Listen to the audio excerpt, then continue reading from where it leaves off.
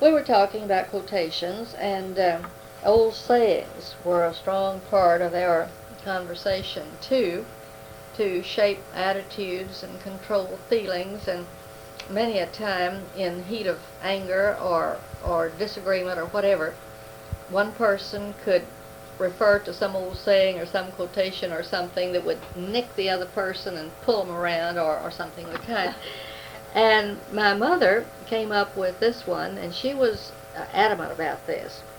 If you criticize someone, immediately you must say two good things about that person. Now that was pretty harsh sometimes, but she demanded it, and everything stopped until if I'd come home and say something snide about some classmate or teacher or somebody, everything came to a grinding halt until after I had finished whatever I had to say that was not very good. Then I had to think about it. I had to come up with something, two good things. And if I didn't know two good things, I had to imagine two good things about this person.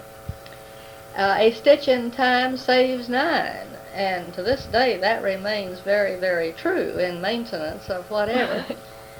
Do the worst first and leave the least to last. Now, it's true that the least left to last often becomes the worst that must be done first, but all the same, when you don't have time to do everything perfectly and you have to make out and you have to keep going, it helps. My mother, I think, made this up. I never heard anybody else say it, but she said it to me repeatedly, particularly as I was first beginning teaching.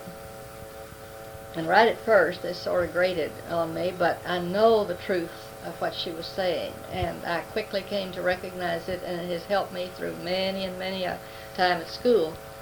She was a born teacher. She didn't have training such as they give now, but it was just in her. It was part of her. Anyway, she used to say, people before things. And I would come home upset about children who wouldn't do their homework, upset about youngsters who were capable but uncaring, and all sorts of things that can irk a teacher, particularly a beginning inexperienced teacher. And at the beginning, always discipline problems, because those youngsters are not going to sit there and be angels, you know. But that's what you'd like. Well, anyhow, I'd come home just dog-tired or discouraged or worried about what to do about some youngster or something. And Mother always said, well, now forget all of that and back up and just remember people before things. That is a child you have there. It's a human being you're dealing with. And that child doesn't know what you know. That child has not been through what you have been through. You can't expect that child to meet you on even ground. You have to go back to the child. People before things. And she hammered on that over and over. And I know now that that must have been the very basis of the philosophy that made her, I truly believe, a great teacher.